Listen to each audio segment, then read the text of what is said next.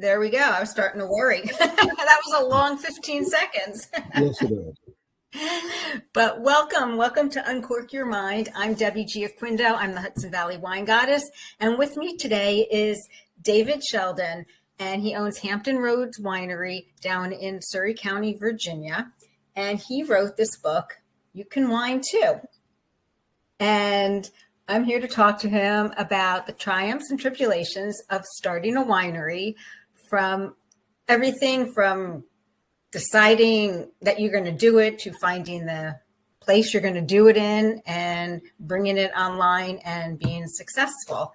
So I have to tell you, I really enjoyed the book. Oh, you read it. Good. Of course I read it. If I got to interview you, I got to read it. I got to know what I'm talking about. Well, that's why I gave you enough time, but that's good. Yes. But I have to tell you, I was like Green Acres. That's what I thought of. Did you ever watch Green Acres? Well, yeah. Yes. that ages me, yes. Yes. Well, me too. So farm living is the life for me. So that when you were going through all the different things, I thought, oh my God, this is Green Acres. We're dealing with a winery. Well, the same thing. He was on a farm, so it really is the same. It's similar. That's right. We're a farm winery, so that's true. Yeah, you have the cows. You had the cows and the pigs and all that stuff too. Yeah. So I want to get started. So can you tell me a little bit about yourself? I think I'm long past my midlife crisis. I ended up having a plastics factory up in Massachusetts. And did that for 25 or so years. My wife, Diane, was a research chemist at Brigham and Women's Hospital up in Boston for the greater part of that time. And when we decided to retire, we decided that the one thing we had in common was we enjoyed wine. So at that point, we decided to start looking for land and trying to decide where a winery would go. And we sort of thought that Virginia would be a good place. And coming from New England, we believed that it would probably be a little bit longer growing season. And we were dead wrong. So as we relocated in Virginia and finally found some land and put some grapes on it, we realized quite quickly that the heat and humidity was going to be a major factor in how we grew grapes and when we picked our grapes. So the season down here in Virginia is actually about a month less than it is up in Massachusetts. Really? Because of it. Yeah, that's right. Now, I'm not talking Western Virginia. By the Blue Ridge Mountain. That's about the same. But where we are in the Tidewater region, close to east of Richmond, close to Williamsburg, Virginia Beach, the heat and humidity determine when we pick. And hurricanes do too, by the way. Yeah. So, what made you decide Virginia? Why not like New York or Delaware, Maryland? Every state has a wine region, but. Well, I'll give you a twofold answer. One was the one I just talked about. We thought our growing season was going to be longer. Diane and I, neither of us are snowbirds, so we couldn't wait to get away from the snow.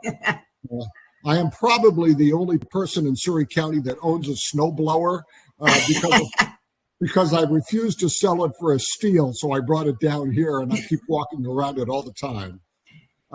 And then the answer that I give that Diane doesn't really appreciate is the fact that it's about as far away from all relatives as we could get. So if relatives were going to visit us, we'd at least have a 5-hour warning. So, and they wouldn't just drop in. That's right. They're just not going to drop in. Right. So that's how you landed in Surry County. And how hard was it to find a plot of land? Because I know, you had realtor looking and there was a lot of different places that you looked. How did you decide on, and you had one plot of land and then you got another with the barn. So. Well, I'll tell you, if anybody does any real research in this business, especially when it comes to the ideal place to put a vineyard. All right, they're talking well-drained soil. They're talking southerly facing slopes. They've got this myriad of things on the list that you should check for the perfect location for a vineyard. Well, I'm going to tell you, if you're planning on getting that perfect location, you're still looking. All right, because those spots aren't out there unless you got a ton of money you want to throw at them. So you're pretty much a victim of what's available in sort of the location you want to be at. Now, with that being said, I broke all those rules, and we have soil that is a mix of sandy loam, which is well drained, but we got other high silt content soil here, and we've got land that has a water table that's about 6 inches under the surface. All right, yeah. So we kind of blew the well-drained soil idea. Okay, and our land here is as flat as a pancake. So what you want to do as you find that piece of land, the land that just becomes available when you really want to pull the trigger and sign that check, is you have to accept what you've got and try to adapt to it and decide what grapevines, what grapes can you grow in that region and with that soil. And that was a learning experience for us. You had your soil tested and everything to find out? Yeah, we did all that stuff. And of course, it was depleted in all the right nutrients because it had been grow farmed for years and years and years. And the farmers here, especially if they lease land, they don't put a lot of money into raising, the nutrient content, the pH and all of that stuff. But yeah, we did do the soil testing, but we also relied heavily on Virginia Tech. Virginia Tech has a very good viticultural program, as does Cornell and as does USC. And we relied heavily on their input as far as what to expect, what grapes to grow, that kind of thing. And one of the things I learned the hard way, and as I mentioned in the book, there are no easy lessons in this business. Right.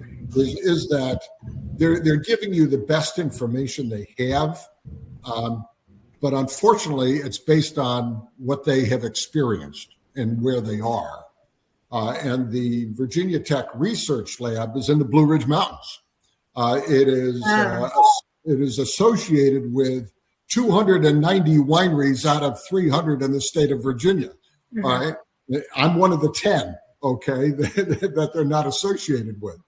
So all they could do is relate to their experience there, which was, you ought to grow, Chardonnay. You ought to grow Viognier. You ought to grow Norton. They would give you the state grape is Viognier. You ought to grow that, kind of thing. And so we ended up planting based on what they recommended, only to find out that heat and humidity does not serve certain grape varieties well, and nor does a high water table. So we ended up, as the years went by, and we're close to 15 years now into growing grapes, 15 to 18 years. And there are certain varieties we have just pushed to the wayside, and other varieties we really expanded upon because they do grow well here. Mm-hmm. That's how we sort of got into what we have as far as the vineyard is concerned. Right. So trial and error based on absolutely that's right. So did you pretty much set like a standard for that area for grape growing on what thrives and what was not successcul? Or is the soil content and stuff, you have a lot of microclimates? There is, and as you get closer to the Atlantic Ocean, there's certain microclimates over there that are different than we are here. I'm not sure setting the standard is the right way to describe it. Yes, we can tell people what works and what doesn't work. Right. But this is a horrible region for growing, French style grapes. So, the person that wants to start a winery across the street from me, I'm going to sit there and say, well, God bless you if you think you're going to go this, and this. Right. But I'd love to have you next door. So once you decided you got the land and you're going to, plant your vineyard and stuff, how did you begin? Like, you went to Virginia Tech, and then you buy your equipment, you started digging holes, all that kind of stuff. All of that kind of stuff. Yeah, yes. I mean, you can't really go to a winery depot like, you go to Home Depot and say, I need, a ditch digger for the vines. I need this type tractor. I need a sprayer. Well, I think we recognized from the time we bought the land, and we bought 35 acres, of which we can convert almost 20 acres of it to grapevines if we wanted to. Right now there's about 14 acres converted in that first vineyard we set up. We picked the land and, started doing the planning and the layouts and all of that stuff, recognizing that the following spring, which is 5 or 6 or 7 months away at that point, we'd want to start planting. Okay, and that's when we picked Virginia Tech's brains as far as what we ought to be planting. That's when we sort of decided what equipment we needed and went out and started purchasing this stuff. Now,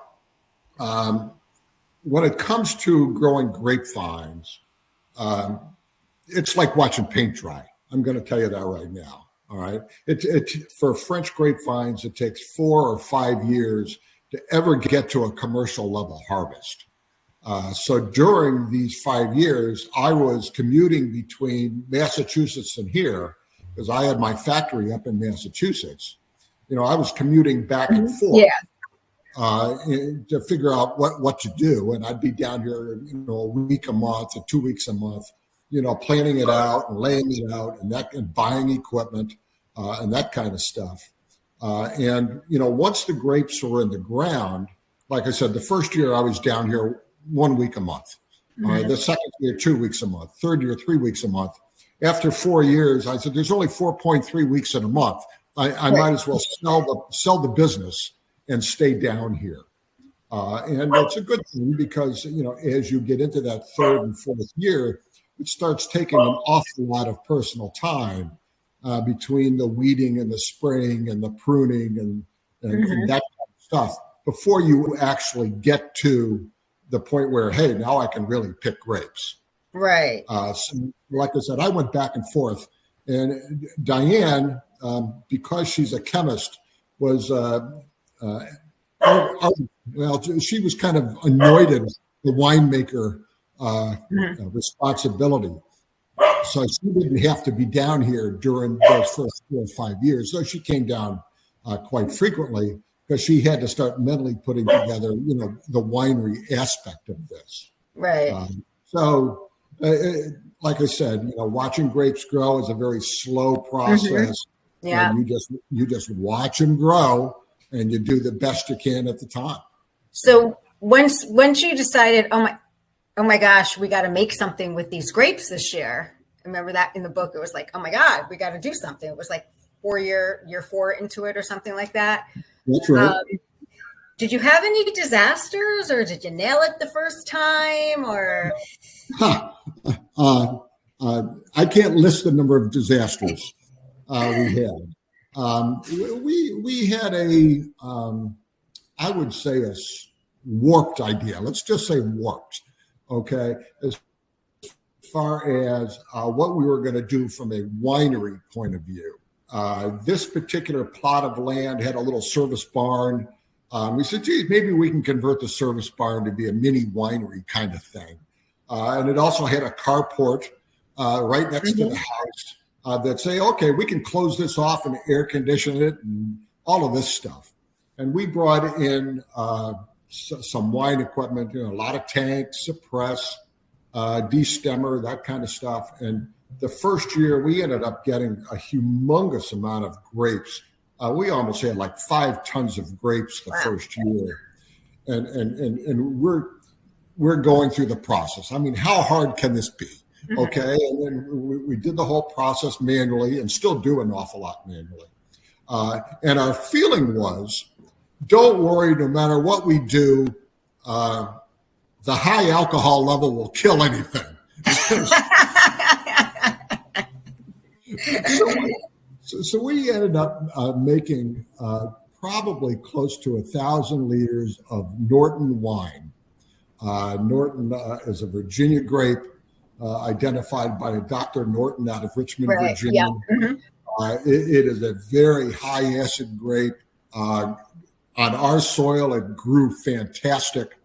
All the stories were about how someone brought a bottle of this to some big French showdown and it won hands down over the Bordeaux varieties, blah, blah, blah, blah, blah, blah, blah, blah. So we ended up making this, and we're crushing it and pressing it in the fall, figuring, okay, we're going to go and we're going to bottle this in the spring and we'll be off to the races on this.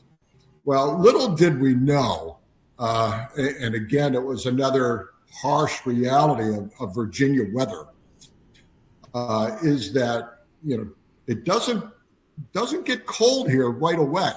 In fact, like I said earlier, we've only had a light frost, but we still have 70, 80 degree days here left going into November.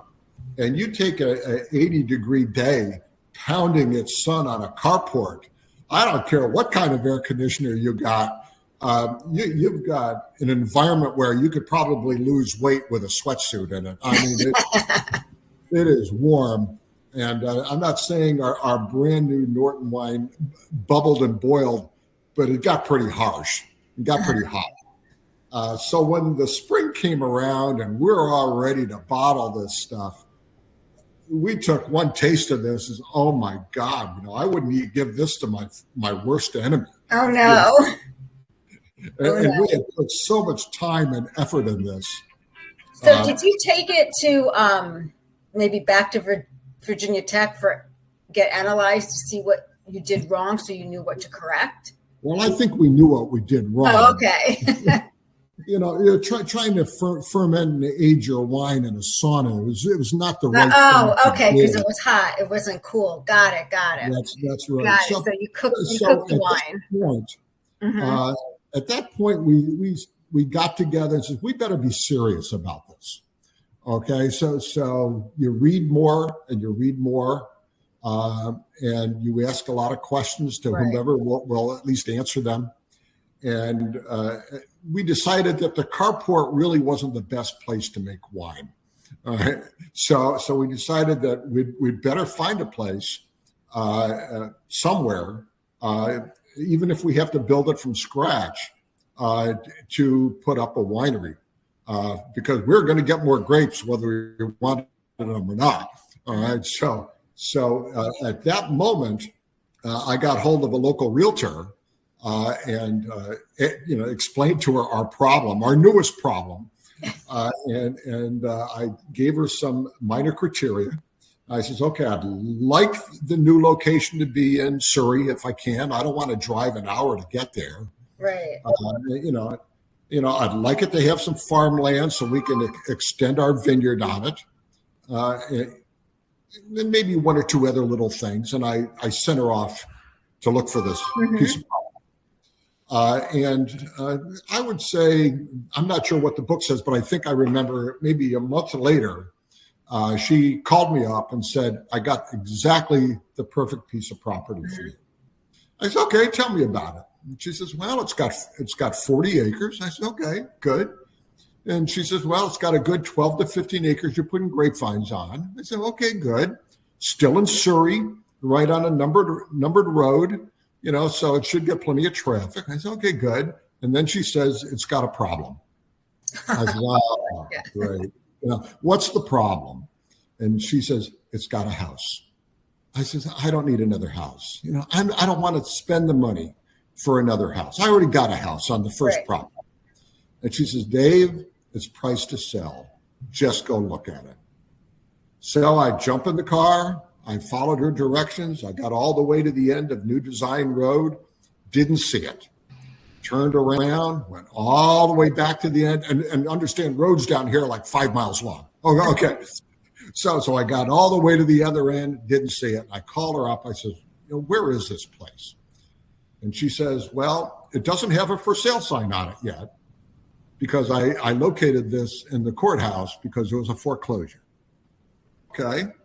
She says, did you see the property that had a house on it that doesn't belong in Surry? And there was this one house, humongous Victorian mansion, and that was the property. Oh, wow. And I said, I'll meet you there. So I met her there. We did our walkthrough. This was on a Wednesday. I remember it distinctly because I immediately called Diane up. She was still back up in the Boston area. I immediately called her up. I says, we just checked your dream house box. Okay, I need you to come down here right away. Okay, so we can sign the deal. It is priced right. Well, she couldn't break out of there on Wednesday, but she did arrive down here on Saturday morning. And we walked the property, walked the house, signed the papers, and boom, we had bought the house that afternoon. And that's where the current winery is, correct? That is where the winery is. That's right. So good. we still have the first vineyard, and now we have our location for our winery and a location for our second vineyard. That's right. And from the point we moved in, we started designing a winery, and it took about a year to build the winery up, which was a good thing because now we're getting more grapes. Okay, and we fortunately we had a place to put them this time, right? Where it wasn't 120 degrees, right? So, and that was it was almost exactly 10 years ago because we're celebrating our 10th anniversary in November. Well, congratulations, and I think that's a good segment for us to try. I have it in the fridge. I forgot to take it out. Let me grab it. You were kind enough to send me a bottle of your Goat Tower Chardonnay. So that's right. I'm gonna open it up and taste it. And I want to talk to you now, Goat Tower, but I want to touch on, you've got the winery, and you brought in some farm animals because we're sticking with the Green Acres theme here. So let me just taste this because it's 5 o'clock somewhere. That's right. That's right. Nice. And this is an unoaked Chardonnay. That's correct. I'm really excited because I really love unoaked Chardonnay. Well, Diane, being a chemist, being very analytical, she likes to control the process. And she also likes fruit-forward wines. And that seems to be the theme with most of our wines. They're fruit-forward. If she likes the fruit, she wants you to taste the fruit. Yes, nothing else. Definitely taste the pear and the peach. It's nice. It's crisp. It's got that slight minerality to it. Very nice. Right. Yeah, we're very happy with it. Very nice. So, so now you've got your land, and you decide to bring in some farm animals. Yes. Did you ever think you were going to be a surrogate mother to a baby calf? No, I never gave it that much thought. One of the things down here is if you have land you can't grow row crops on, you throw cattle on. Yeah. Well, I had 9 acres already fenced in that someone else had already made that determination. And I said, well, guess what? We got to throw cattle on them because I'm not going to have 9 acres doing absolutely nothing. Right. So I brought in 3 pregnant cows and threw them back there. And we've been raising red Angus cattle ever since. Now you're talking about being a surrogate mother. You're talking about Nicholas, which was, I think, the 3rd generation as far as cattle are concerned. He was born by a first-time mother on December 14th, and she dropped him in a pool of mud. Okay, and she had a choice, coldest day of the year. Do I eat hay because I'm freezing my tail off, literally, or do I pull my calf out of the mud and lick the mud off? Doesn't sound really appetizing to me. So I went up there in the morning because I knew she was going to drop soon. And there was the calf, treading water in the mud. Aw. And I went back in the afternoon. I says, well, I better check on this calf. And by the time I got back there, it was like 4 PM. The only thing above the mud was its nostrils. Oh. And mom was 20 feet away, chewing her hay. And it's a really tough position to be in because they say the number one cause of farmer's death is rollover tractor. Well, the number 2 cause of death for a farmer is death by cow. You get between a cow and its calf, you can't run fast enough. Right. You just can't. But I had a choice to make. Let me pull out this calf and hope mom doesn't get excited, or the calf is going to die if I let it sit there overnight.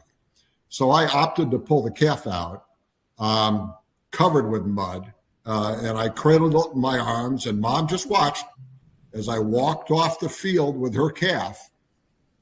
And fortunately, we had one of our employees was a real horse person, and she helped us out significantly. Lori helped us out significantly, washing off the calf. We got heating pads because its legs were just frozen. We put it in. We made a little makeshift manger in the middle of the winery here with flipped over tables and that kind of stuff. And started feeding it, some milk and that kind of thing. And I actually spent the night on the couch next to it. And the next morning it was at least up on all fours, and was taking milk, very eagerly, obviously. And we did that for about three days. Until it started getting some real strength and realizing that with really sharp calf hooves on concrete floors, it's like ice skating. And the calf just pushed the tables aside and was like a 4-year-old learning how to skate for the first time. And it was at that point where I says, okay, you can't live your life here in the winery. So I ended up, again, picking the calf up and carrying it back to the pasture and brought it up to the herd. And the calf's looking at me like, I really want to go with you. You really got to stay with your own kind. Okay. And hopefully they'll take care of you tonight, and I'll see you in the morning, kind of thing, as I raced out of the pasture. And the next morning I went up with my bottle of milk and, fed it. And I did that twice a day for 3 months. And as soon as I would enter the pasture, it would come running down. I mean, it's like, here's mom with dinner or with breakfast. And it got to the point where it was kind of funny. All the other cattle came running down after it saying, what's going on here? What's this special privilege crap? So I did that for 3 months, like I said. And some of the other calves, there were other calves born about the same time. They're all coming down. They're wanting their milk. I said, no, you got mom to deal with. But after 3 months, I started feeding it corn, pulverized corn, to get it on some hard stuff. And that's when I started feeding corn to some of the other calves, kind of thing. And I did that for another 3 months. And at that point, I says, okay, you're 6 months old. You're getting to be a big boy here. I had to wean him off. Yeah. Okay. And at that point, unfortunately, when I weaned him off, I'm absolutely sure the cows got together and talked about, Nicholas, he's one of them. Okay. You really can't trust him. I know. So since then, he comes up, he says hi, he keeps his distance like a normal cow would or bull would, and he and I have sort of an agreement until he headbutts me, he's good. Okay, the minute he headbutts me, he's hamburger. Okay, but shy of that, you're the only one I've named. You're my pet bull. So. So he's still with us. He's still with us, and he hasn't headbutted me yet. Good. You can't control him like a pet. It's not like you can say, would you leave these other cattle somewhere else? Forget it. He's a bull. Yeah. They've indoctrinated him over, so there's not much I can do other than say hi to him and treat him well. So now, talk to me about this goat tower. I had no idea what a goat tower was. Well, until I read your book and looked. Well, understanding that Diane was a research chemist and I was from the plastics industry, when you decide to go into a business like this, you read anything you can read, just everything that comes in front of you. And you read the Robert Mondavi books, you read everything you can. And one of the books I read was The Great Wineries of the World. And I said, okay, good. If I walk out of this with one good idea, I'm a happy guy. And I'm reading through this book, and I get about 15 wineries into it, and they all sounded the same. They all make great wine. They all grow great grapes, blah, blah, blah, blah, blah. But then I came across a winery down in Fairview, South Africa, that had a goat tower. I said, ooh, this sounds cool. And so I started reading, and they actually had a lot of goats. But they had this goat tower, and they were like the second goat tower in the world kind of thing. The first goat tower was in Portugal. So I'm saying, this is really kind of neat. And you email them, and they're willing to sell you the plans for the goat tower for $4,000. I said, no way, just no way. So I get hold of my architect for my building here, and I said, how much are you going to charge me for a set of plans for a goat tower? He said the same thing you did. What's a goat tower? But the second thing he said was $20,000. I said, $20,000 for a goat tower? I said, forget it. Okay, I'll design the goat tower. I'll have local tradesmen build it. It'll be a cool addition to the winery. And if you look at the 300 wineries in Virginia, if you're one of these people that goes off on a Saturday afternoon and pounds out 5 or 6 in an afternoon, after a while, you don't remember any of them. They are all the same. But when people come and visit us, they remember us for the goat tower. Yeah, you say, come for the wine, stay for the goats. That's right. And they do. And it kind of forces you to relax because it's so humorous. And if you have kids, the kids go up and they feed the goats. And in fact, the adults feed the goats and get it just as excited as the kids. We built the goat tower. Like I said, I designed it. I was going to save my $20,000 and give it to a bricklayer instead. Right. And we had a local bricklayer build it. And it took him about 5 weeks to go up 4 levels. It's 4 stories high, more or less. In goat speak, not in New York City speak. Right. And when he got to the top, he waves me over, and there's over 5,000 bricks in this thing. He waves me over and he says, Dave, do you want to put in the last brick?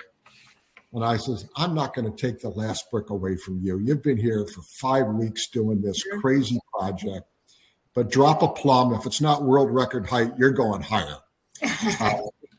So he dropped a plum. He was plus 7 inches. I says, that's all I need. Put in the last brick. So he put in the last brick. And at that point, I needed to put a roof on this thing. And I designed a roof to match the roof of the house. We have a turret room in the house that has an 8-sided pointed roof. And I said, I want a roof to match that roof. So I designed it. And I hired another local tradesman who ended up building the roof in kit form down on the ground. And to understand this guy, he was mid-20s.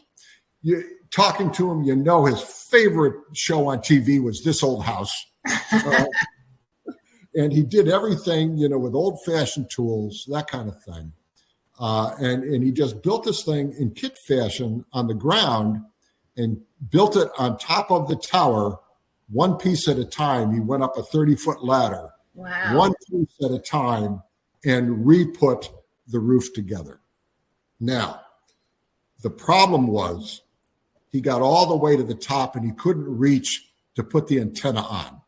Oh, no. So he had to rent a high lifter to put the steeple point, the antenna on it with the lightning rod. It was a shame because of all the work he did going up the ladder, one piece at a time. But when he put it up there and put the lightning rod on, it officially became the tallest goat tower in the world. Oh, really?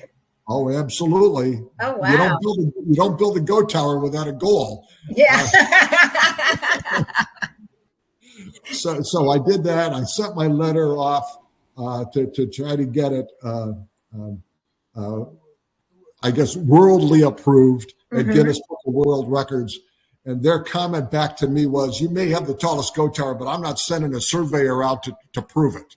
I said, okay, then I'm going to proclaim it, and we'll see if anybody out there has proven me wrong. And nobody has yet. Good for you. So it is still the tallest goat tower in the world. Good for you. And the goats actually live in it. Yeah. So it's great.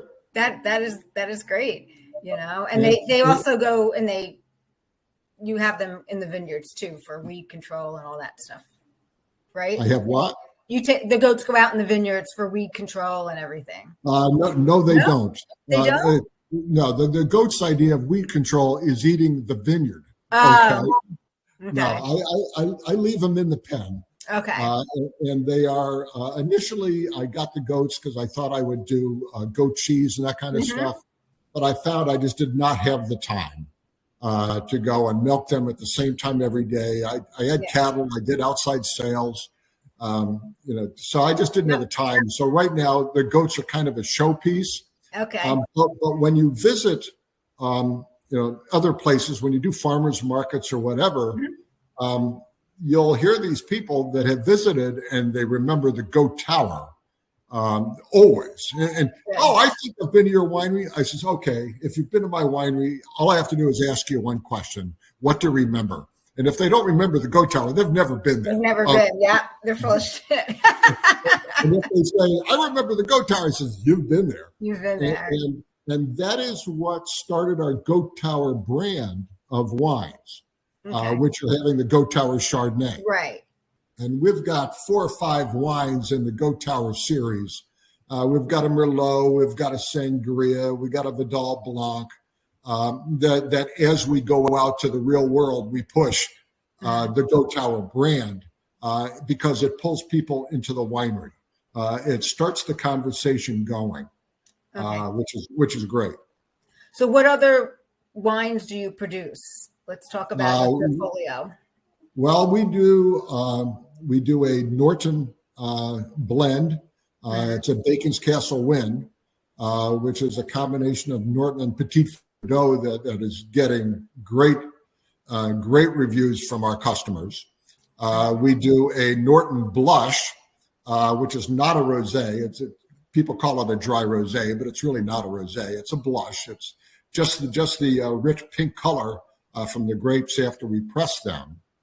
And then we do probably our bestseller, well, not probably, it is our bestseller, is our Hog Island Sweet White, which is a muscadine wine. Okay. And if you remember, I made a little quip to you about M is for muscadine. Right.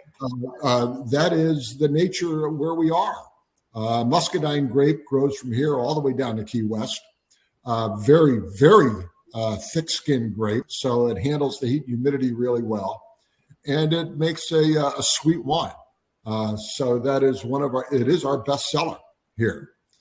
So we make a lot of that. And I saw you have a sweet Saval Blanc too. Vidal Blanc is under our Goat Tower. Saval Blanc. Well, we did have a Saval. We have a Saval Blanc grape right now, and we used to have a Saval Blanc varietal wine, and it tasted great. But the problem is when you go wholesale and it goes on the shelf, no one knows what it is. Because they don't know the grape. Yeah. They just don't know the grape, so it would sit there on the shelf, even though it was a great wine. Yeah. So we use our Saval Blanc now in our blends. Okay. We'll add it to our Hog Island Sweet White. When we have a really good yield, we'll have a Simply Saval here, which is a semi-sweet wine that we have about every 3 or 4 years. Yes. Well, that's good. I like Saval. I like it dry though, but it's a very versatile grape. Yeah. So I don't want to keep you, much longer because I know you're still in the midst of harvest and stuff. But what do you wish somebody told you before you started on this venture? Wow. I'll tell you, if I had to talk to myself, I would say, I wish I started it 20 years sooner. Really? Yes. Don't wait for your retirement to decide you want something to do. Okay. This is a business that takes time. This is a business that has long-term goals. You're not going to enjoy the benefit of the vineyard and the winery the first half a dozen years. You're working way too hard in putting it all together. So I wished I started it sooner when I was a younger guy, when I had a lot more energy. And I think it would be a lot bigger now. I think it'd be more in the direction of where we're trying to push it, whatever that means. But I think I would have started it sooner. Now, if someone else told me, if I was going to grab all of the comments that have been made in my direction and took them at heart, I probably would have built the winery right next to Williamsburg Winery,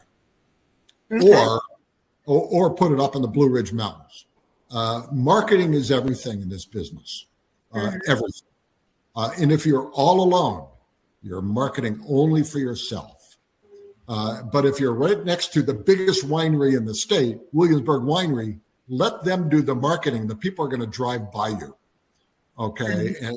And you'll get the foot traffic because of your location to them. And the same thing's true. Like I said, there's out of 300 wineries in the state, there's 290 of them in the Blue Ridge Mountains. Right. You want to be next to them. You want their marketing to help your marketing. And if I reflect back on the error of my ways, it's being alone out here in Surry County. So all of our marketing, all of our sales efforts is to pull people in. And there's an awful lot of energy that's spent just pulling people in to see what you got. Yeah. So that's probably the bit of advice I would have taken sooner than later. Are there other wineries around where you are right now? The closest one is, this sounds horrible the way I say it. Williamsburg Winery and Summerwind Winery are both within 20 miles of us. Yeah, but that's 20 miles. That's far. 20 miles down here is a long distance. Yeah. Okay. Now, let me add something to that. Between me and Williamsburg Winery is the James River. Okay, that's like having a moat around your castle down here. Yes, nobody. God forbid. I know that feeling coming from the Hudson Valley. And we got a free ferry. Okay, it doesn't even cost you any money to cross the river. Okay, but boy, it's the number of people that come to us and say, "How's it feel to live on an island?" We don't live on an island. We're on the mainland. You're on a peninsula. To just convince people to cross the river. I think they feel the Indians are still in high numbers here. Right. They have this problem. And the other one is 20 miles east of us in Smithfield, Virginia. So there's a great distance. So in this Tidewater region, there's maybe a half a dozen wineries out of the 300. Right. That's not a lot. Right. So, and then you're trying to decide what grapes grow good here. Okay. Have the locals been, responsive to you? Like, I mean, 'cause I Yes, know a lot yes, of people and no. don't know what's in their backyard. Even if they don't know who's next door. Let me tell you, I had a billboard in downtown Surrey, and half the people in Surrey didn't know I existed. Okay, Right. with a billboard. Yep. They're in automatic as they get Yep. in their car in the morning and they go to work. Yep. To them, the billboard is a blur. But there are certain portions of Surry County that support us a lot. I mean, the heavy drinkers are down in Claremont. Okay, everybody else likes to drink bourbon because they feel it's more manly. Okay. So to convince them, we got a winery radical. I don't drink wine. We have iced tea too. Let the kids feed the goats.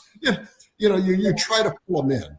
Our greatest customer base is either from Williamsburg, those that do venture across the river, and Virginia Beach, which is 45 minutes east of us. And we get an awful lot of Virginia Beach people in the winter because they can't go east, okay, because that's the ocean. Right. Okay, so they go west. They come and visit us during the winter months. So, well, that's good because the wintertime is usually slow time. That's right. We get some of those people that really wish to dangle their feet in the water, but no, they can't. Yeah, right. So can you tell everybody where they can find you online, in person, how to get to you? The easiest way is to get to our website, okay, which is hamptonroadswinery.com. And we have a selection of wines on there. In fact, you're kind of hinting that I probably should update it. Okay. Yeah. Remember, that's your storefront. That's right. I probably should update it, make sure it's accurate. So they can go there and click a button that goes to our store. We're a 3-tier operation. So we have to go through an online distributor to sell our wines out of state. So they'll click on the store and the store will send them right to this online distributor who in turn takes a nice cut, but we do all the work. And you can get your wines that way. We are in a couple local stores here, but to be very frank, and I think I hinted in the book about it, my experience with big box stores is kind of mixed. Yeah. Because they prefer to deal with the big boys. They prefer to be the big distributors. That's so just now, the way it is. You know what? Now we're turning into, the winter time, and you're going to have the snowbirds driving down to Florida for the winter. How can they find you to make a stop? That's a great comment to make because we do get a lot of snowbirds. One of the things we participate in is an organization called Harvest Host. And we participate with camping. We participate with another one called RV Overnights, and then Good Sam's Club also. And what this does is it allows you with your RV, if you're driving down from New York State to go to Florida, this is a nice third of the way or halfway stop to park your RV on the edge of our parking lot. You have nothing but quiet there because we're out in the country. Right. And come in and enjoy some good wines. And we don't charge a thing for you to park. But we hope we have some wines that you like. So we do get a lot of people traveling back and forth, stopping over. It's really a nice thing. And then also when you're dealing with organizations like that, you get a lot of people that come and visit relatives that are in all the military bases. And this is big Navy country here. So they'll stop here and then they'll zip over to Norfolk or Virginia Beach to visit sons and daughters kind of thing, which is really kind of nice there too. So we do offer that, and we really enjoy having people from out of state come and visit. Good. I want to thank you for taking the time to talk to me. And remember, if you want to learn more and listen to his story, pick up his book. Where can they purchase the book? That's on Amazon. Okay. And it's also on Barnes and Noble. Okay, or great. Or they can buy it through our site. Either way. Okay, great. I really enjoyed the book. I enjoyed the triumphs and tribulations because so often people think they come into a winery, oh, this is great, you guys are successful, and they don't know what it took to get to the place you're at now. And, well, it's not for the weak at heart. No, it's not. So I want to thank you, and I wish you the best, and have a successful rest of the harvest. Very good. Well, thank you very much. Nice talking. And yeah, nice chatting.